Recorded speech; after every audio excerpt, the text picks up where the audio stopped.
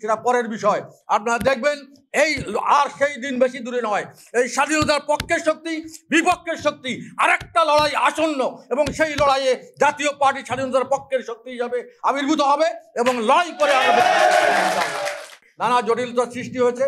ইতিমধ্যে জামাতে ইসলাম জান্নাতের টিকিট বিক্রি করা শুরু করেছে। হ্যাঁ, টিকিট বিক্রি করছে। জামাতে ইসলামে ভোট দিলে জান্নাত যাবে। পূজা রোজা পূজা একখানে করে ফেলছে। কোরআনের সঙ্গে সাংঘর্ষিক অনেক কথা তারা তাদের স্টেটমেন্টে বলছে। যারা যারা অরিজিনালি যারা মুসলমান, যারা ইসলামকে লালন করে ধারণ করে, তাদের বুকে মানে কুড়ারাঘাত করছেন। তো এই অবস্থায় তারা বলছেন, এমন কথা বলছেন শাহজাহান সাহেব, চিটাগাঙ্গের শাহজাহান সাহেব, যে আমরা যদি বলি যে সূর্য স্থির হয়ে যাবে, সূর্য স্থির থাকবে তাদের কথায়।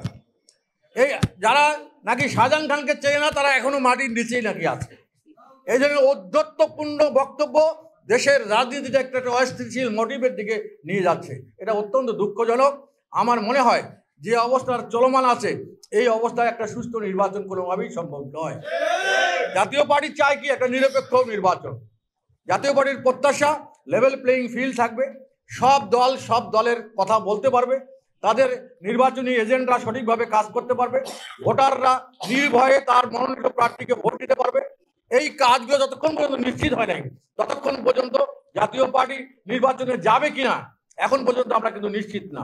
আজকে নির্বাচন কমিশন একটা মেরুদণ্ডহীন নির্বাচন কমিশন, মানে যার কথা নির্বাচনের তার অধীনে নির্বাচন হবে, সেই নির্বাচনের কমিশন যদি একটা দলের কথায় আর একটা দলকে ব্যান তাকে না ডাকার জন্য সাহস পায় মনে করে, তাহলে তো আর এই নির্বাচন কমিশন দিয়ে যারা সুষ্ঠু নির্বাচন হবে এটা আমরা প্রত্যাশা করতে পারি না। কিন্তু আমরা কিন্তু আশা ছাড়িনি।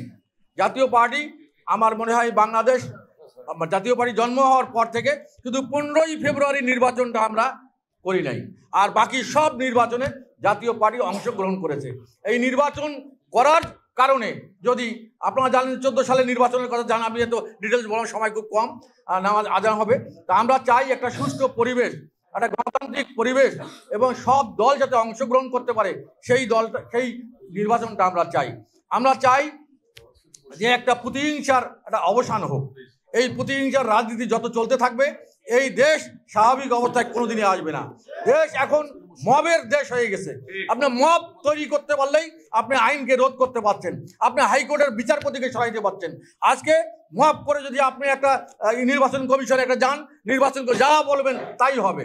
যেমন নির্বাচনের প্রতীকের গেজেট হওয়ার পরেও, গেজেট হয়ে গেছে, আইন মন্ত্রণালয় ভেটিং হয়ে গেছে, তারপরে গেজেট হয়ে গেছে, তারপরে এনসিবির চাপে তারা কি সাপড়াকলি দিতে বাধ্য হলো।